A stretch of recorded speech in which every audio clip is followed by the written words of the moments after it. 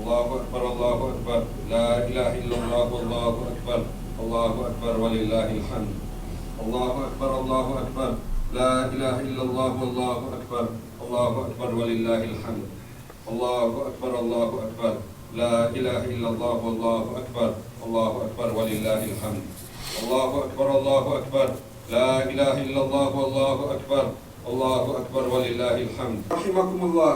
إن الله يأمر بالعدل والإحسان وإيتاء ذي القربى وينهى عن الفحشاء والمنكر والبغي يعظكم لعلكم تذكرون وقال تعالى فاذكروني يذكركم واشكروا لي ولا تكفرون الله أكبر الله أكبر لا إله إلا الله والله أكبر الله أكبر ولله الحمد.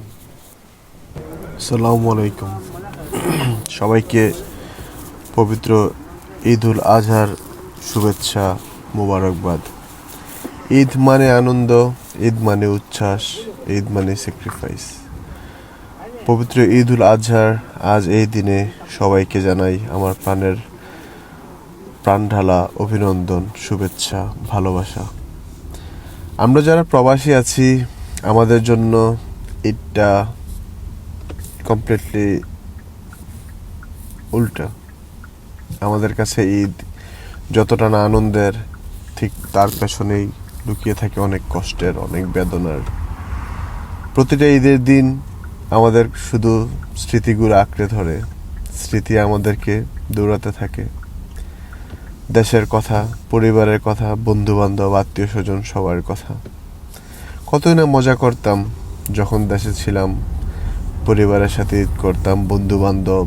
সকালবেলা ঘুম থেকে উঠে নামাজ পড়া, কখন হুজুর আসবে, নামাজ শেষ হবে কখন, নামাজ শেষে তাড়াহুড়া করে বাড়িতে যাওয়া, বাড়িতে গিয়ে হালকা কিছু খেয়ে প্রিপেয়ার নেওয়া, কখন হুজুর এসে গরু জবাই করবে। সেই দিনগুলো এখন শুধু স্মৃতি। জানি না জীবনে ওই সৌভাগ্যটা কখন আসবে যে আল্লাহ তাআলা আবার সেই সৌভাগ্য দিবে যেন পরিবারের সাথে ঈদ করতে পারি।